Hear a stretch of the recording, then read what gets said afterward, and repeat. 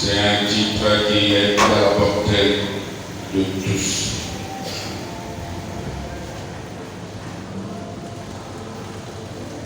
L'intelligence humaine.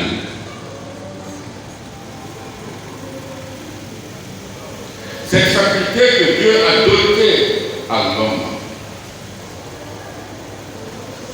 Et les intellectuels parlant de cette intelligence humaine disent la raison raisonnante, la raison philosophante.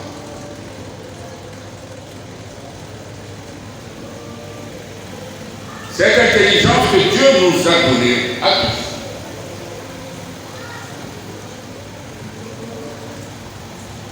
Suffit-elle? Est-elle nécessaire pour percevoir les réalités du royaume et enfin être admis dans le royaume? En d'autres termes, est-ce que celui qui est intelligent, humainement parlant, peut-il s'enorgueillir en disant qu'il est attendu dans le royaume?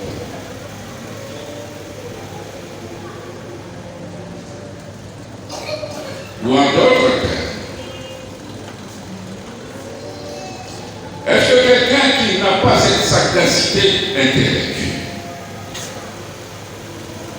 quelqu'un qui n'est pas pourvu de capacité intellectuelle, peut-il entrer dans le royaume?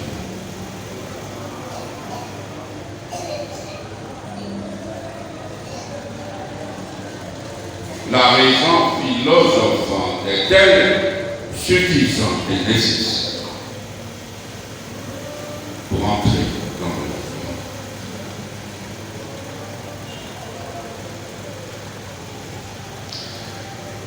Donnons la réponse. Prenons la réponse à cette préoccupation dans le texte, les textes proposés à notre méditation aujourd'hui.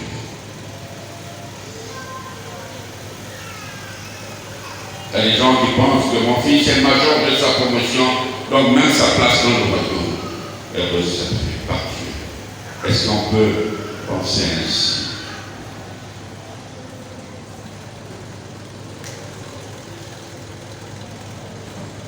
Et celui-là qui souffre d'une insuffisance intellectuelle, tu as comme l'impression, peut-être même la certitude de dire, ah, celui-là, c'est sûr que même dans le royaume, il n'entrera pas.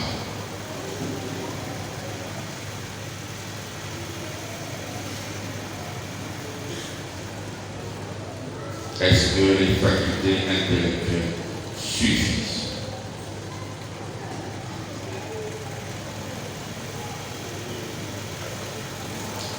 En ce temps-là, Jésus prit la parole. En ce temps-là, nous sommes à quelle période de l'histoire de notre salut? Nous sommes à une période dramatique où Jésus est montré dans un climat de tension et même d'échec, puisque en ce temps-là, c'est la période où Jean-Baptiste est même en prison, le précurseur, celui-là qui est venu préparer le chemin du Seigneur.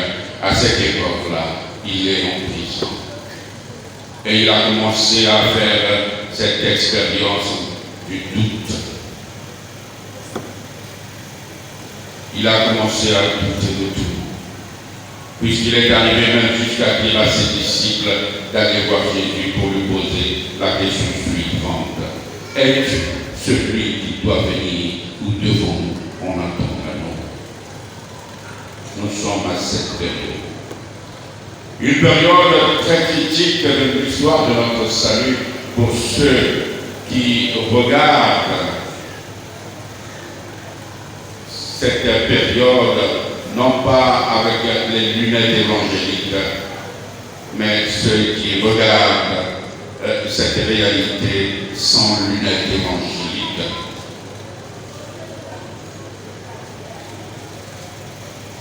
Donc c'est pendant cette période apparemment, normalement tumultueuse, que le Seigneur prend la parole et c'est dans une prière. Il dit ceci. Il commence cette prière en disant: Père, Seigneur du ciel et de la terre. Il y a ici une certaine familiarité, puisque à cette époque, c'était impensable de prononcer le nom de Dieu. Ce nom ineffable, c'était impensable, et c'était même interdit de prononcer le nom de Dieu. Mais Jésus va prononcer avec beaucoup de familiarité. Il appelle Dieu Papa, Abba, Père. Et c'était interdit. Donc c'est une nouveauté. Nous sommes à cette époque.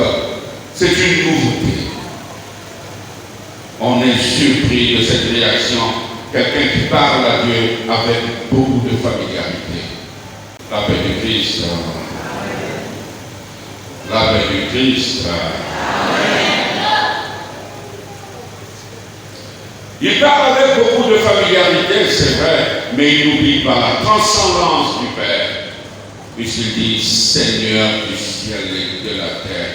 Quand on nous dit c'est toi, s'adressant à son Père, pourtant avec beaucoup de familiarité, Abba, mais il reconnaît la transcendance du Père. Il y a ici, donc, dans cette phrase, l'immanence et la transcendance. Dans cette transcendance du Père, quand il dit Seigneur du ciel et de la terre, ça veut dire que c'est toi le maître de cet univers, visible et même invisible, qui échappe à ton sens. C'est toi le maître de cet univers. C'est toi qui es à l'origine de l'apparition de l'homme et du cosmos. C'est toi le maître de cet univers, commençant des atomes jusqu'aux étoiles. C'est toi qui es à l'origine de cette apparition. Père, Seigneur du ciel et de la terre, je proclame ta louange. Il est en prière. Il dit ici qu'il rend à Seigneur. Combien de fois avons-nous remercié l'Éternel Dieu?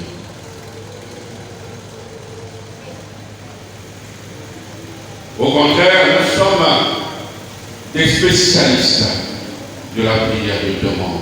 Seigneur, Seigneur, quand je nomme de fois que tu as dit au Seigneur merci, quand je nomme de fois, peut-être une fois, mais quand le nombre de fois que tu as demandé, c'est tous les jours, Seigneur, donne, Seigneur, donne, des spécialistes de prière de demande. Et comme nous le savons, Seigneur, donne le matin. Seigneur, envoie-moi cet esprit qui fera que je maîtrise mon mari, comme on maîtrise une cellule dans un laboratoire. Comme disent les enfants de terminale, il suffit de bloquer la mitochondrie pour que la cellule cesse de son pouvoir. Seigneur, envoie-moi cet esprit qui ne le sait. Quand le nombre de fois, tu seras surpris qu'aucune fois tu as dit merci. Même pour le souffle de vie qu'il t'a donné. Aujourd'hui, beaucoup ne sont pas venus parce que tu es erré dans des hôpitaux, hospitalisés, sur des chaises roulantes, n'ayant pas quelqu'un pour les aider. Mais toi, tu es venu à l'église. C'est un motif pour toi d'action de grâce. Dis merci au Seigneur. Mais combien de fois as-tu dit merci au Seigneur? Même pour la santé qu'il t'a donnée. Combien de fois?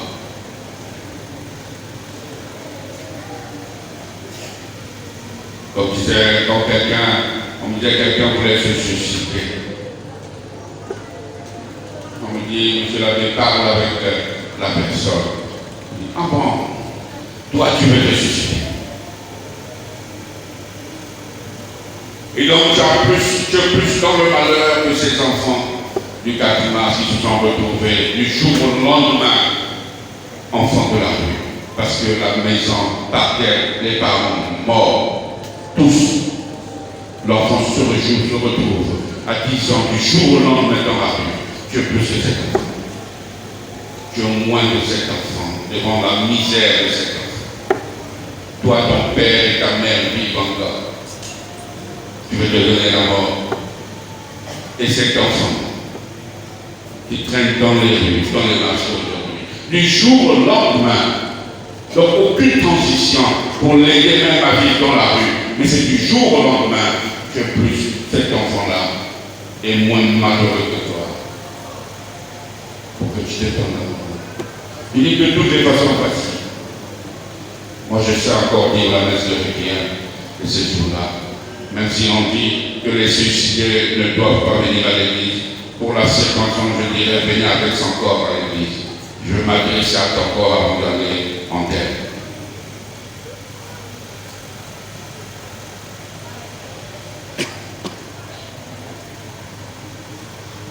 Je proclame ta louange, c'est-à-dire que je te rends grâce. Il remercie l'Éternel Dieu.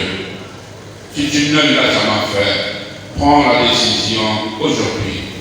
Et ce soir, avant de dormir, si chaque fois tu ne faisais que prier, mais Seigneur, que mon mari ne dorme plus hors de la maison, laisse ça. Mais vois ce que le Seigneur a fait pour toi et dis merci ce soir, avant de dormir. Je proclame ta louange. Pourquoi remercie-t-il le Seigneur? Je proclame ta louange. Ce que tu as caché aux sages et aux savants, tu l'as révélé au tout petit, c'est très beau. Ce que tu as caché aux sages et aux savants, tu l'as révélé au tout petit.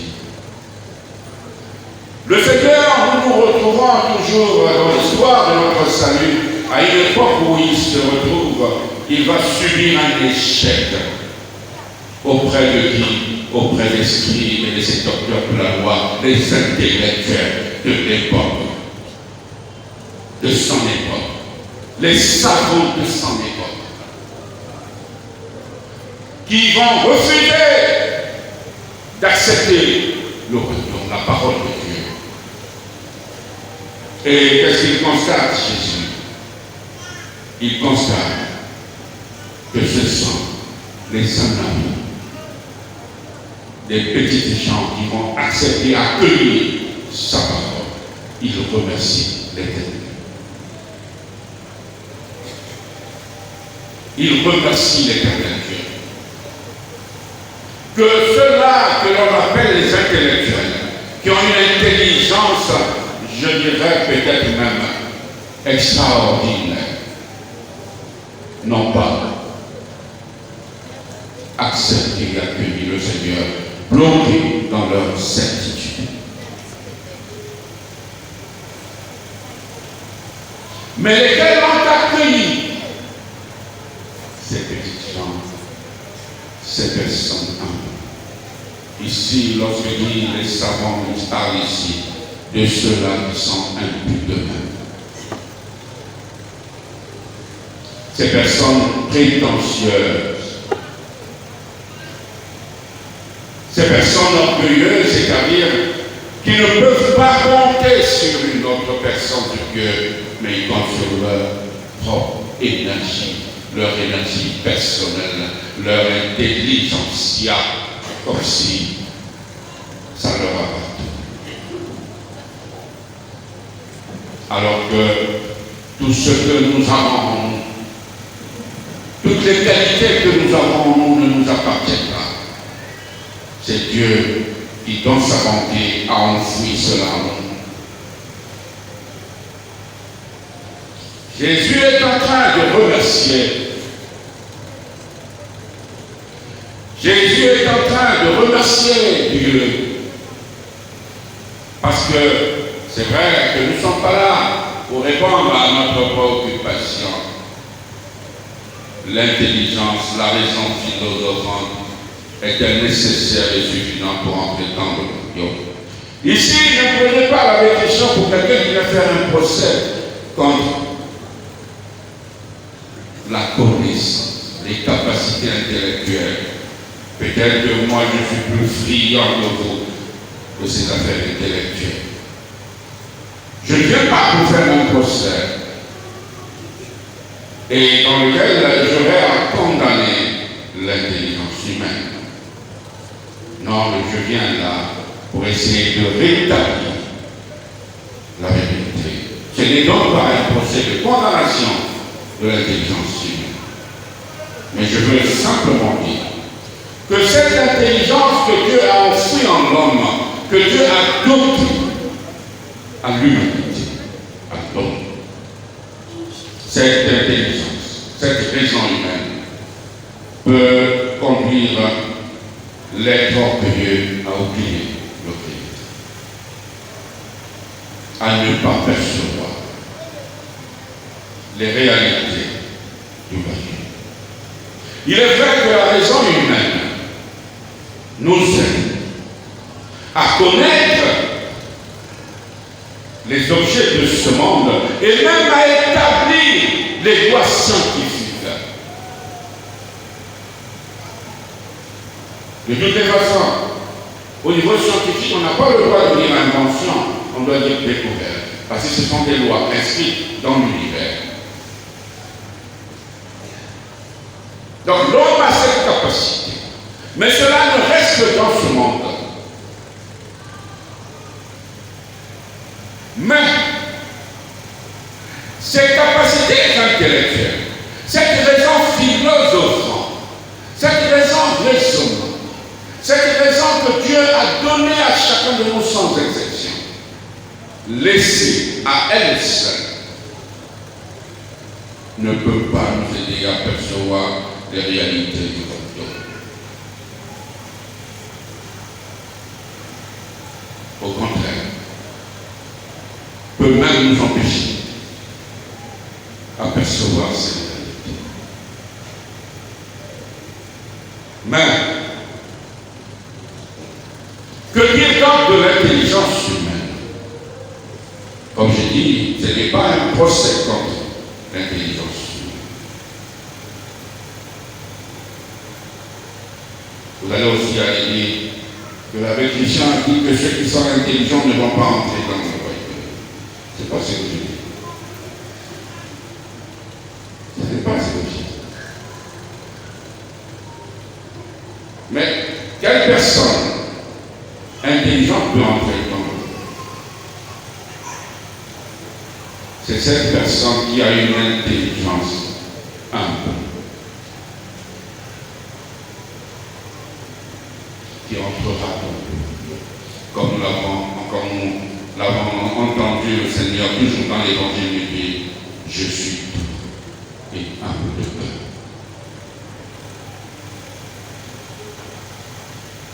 S'il n'y a pas d'humilité, faites l'expérience quand vous avez même un enfant qui a certaines capacités intellectuelles. Souvent l'enfant est très orgueilleux et il ne considère pas les autres. Ceux qui sont moins intelligents que lui, ils considèrent la peine. Et surtout si c'est même les aînés, il ne peut pas les respecter. Ça veut dire, c'est une intelligence. Cette forme d'intelligence ne peut pas l'aider à percevoir les réalités du royaume.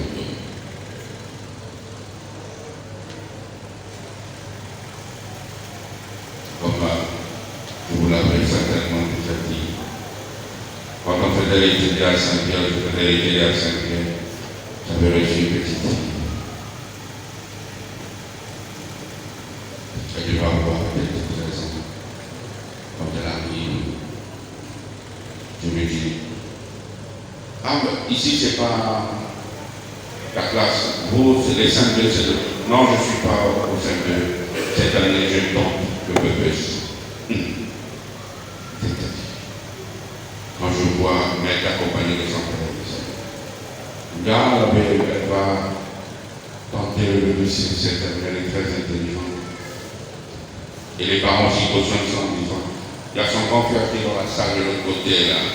C'est les troisièmes, mais je les mets bien dans la salle, dans la chapelle, même si les gens sont allés dire, ça a transformé la chapelle en lieu d'été. Alors que les enfants là ne sont pas des enfants, c'est leurs enfants.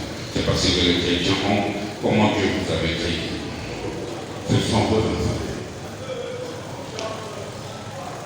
Et alors la maman dit, ah non mais son grand frère est de l'autre côté, ça fait cette fois. Celui-là c'est vraiment... Donc même la maman cautionne ça, non, c'est un pour rien. L'enfant que Dieu aime, elle pense que c'est celle-là. Une petite. J'ai fait la remarque à la maman, c'est pas normal. Et j'ai voulu ridiculiser l'enfant. Je lui ai donné un exercice devant les parents, elle a trouvé. Je me suis dit, bon, là, rentre dans la salle de troisième. Elle rentre, elle dit, je m'assois seule. Ah!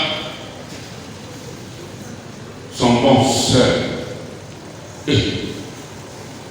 Mais les autres côtés, seul. Toujours là, j'ai dit, je rentre dans la salle. Moi-même, je vais donner le cours.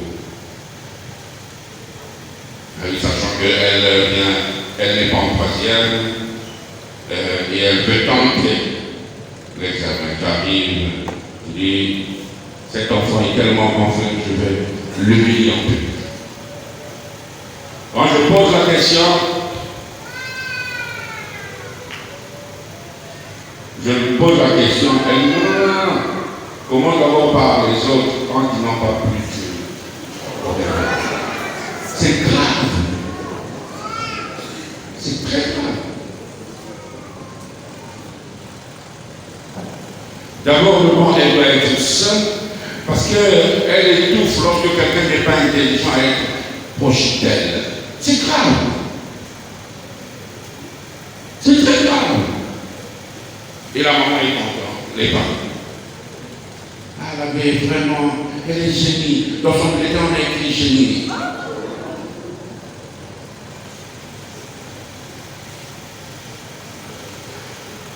Une telle personne ne peut pas percevoir les réalités du royaume.